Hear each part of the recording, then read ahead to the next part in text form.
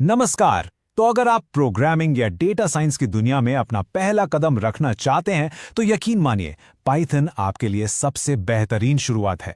चलिए अगले कुछ ही मिनट्स में हम इसके जो सबसे जरूरी कॉन्सेप्ट्स हैं उन्हें बिल्कुल आसान भाषा में समझेंगे। रेडी है? आइए शुरू करते हैं। तो सबसे पहला सवाल, आखिर ये पाइथन है क्या? इसको ऐसे समझिए, ये एक ऐसी प्रोग्रामिंग लैंग्वेज है जो लगभग इंग्लिश जैसी ही है। मतलब इंसानों के सोचने के तरीके के काफी करीब। और पता है, इसकी असली पावर इसकी सिंप्लिसिटी में है। और इसी वजह से डेटा एनालिसिस या एआई जैसे जो बड़े बड़े कॉम्प्लेक्स टॉपिक्स है ना, वो भी इसके साथ सीखना काफी आसान हो जाता है। ओके, तो आगे बढ़ने से पहले एक बार देख लेते कि हमारा सफर कैसा रहेगा। सबसे पहले हम द फर्स्ट स्टेप यानी पहला कदम समझेंगे। उसके बाद हम इसकी कोर ग्रामर सीखेंगे। फिर हम देखेंगे कि कोड और डेटा को कैसे ऑर्गेनाइज किया जाता है।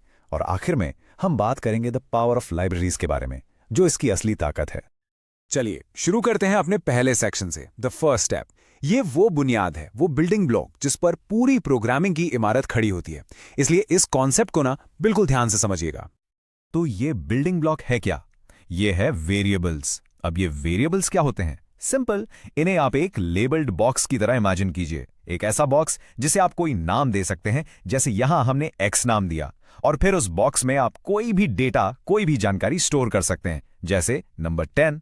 और सबसे अच्छी बात, पाइथन अपने आप समझ जाता है कि आपने उसमें क्या रखा है। जब भी आपको उस 10 की जरूरत पड़ेगी, आपको बस उस बॉक्स का नाम यानी एक्स बुलाना है। सिंपल।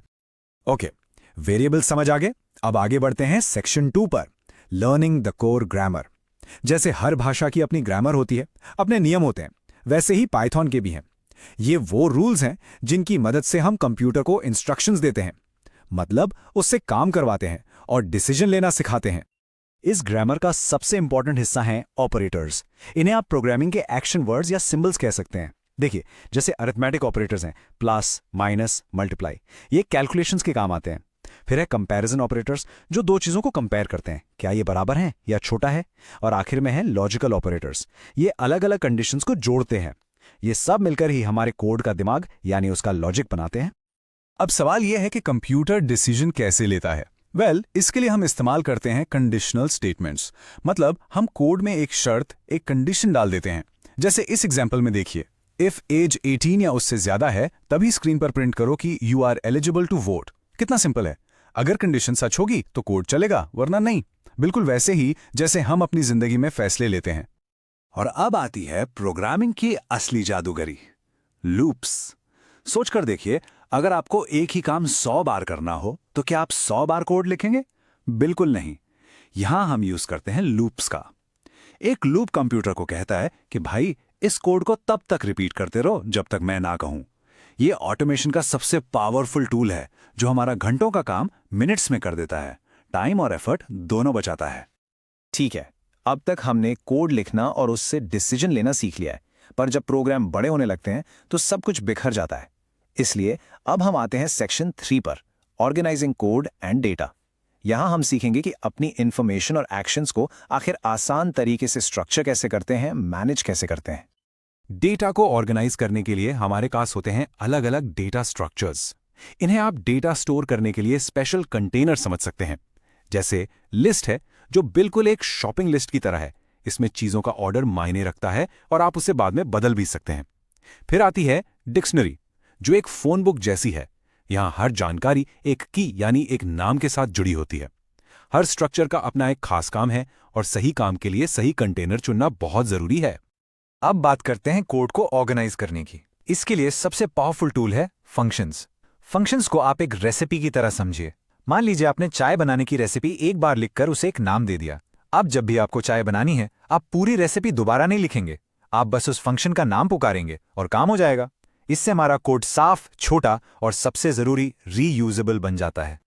और जब प्रोजेक्ट्स बहुत बड़े हो जाते हैं, तब हम यूज करते हैं ऑब्जेक्ट ओरिएंटेड प्रोग्रामिंग यानी ओओपी। ये कोड को ऑर्गेनाइज करने का एक और भी एडवांस तरीका है। इसमें हम क्लासेस और ऑब्जेक्ट्स बनाते हैं। इसको ऐसे समझिए, क्लास एक कार का डिजाइन या ब्लूप्रिंट है और ऑब्जेक्ट उस ब्लूप्रिंट से बनाई गई असली कार है जिसे आप चला सकते हैं। दुनिया के बड़े बड़े सॉफ्टवेयर इसी कॉन्सेप्ट पर बनाए जाते हैं। और अब हम आ गए हैं अपने आखिरी और शायद सबसे एक्साइटिंग सेक्शन पर, द पावर ऑफ लाइब्रेरीज।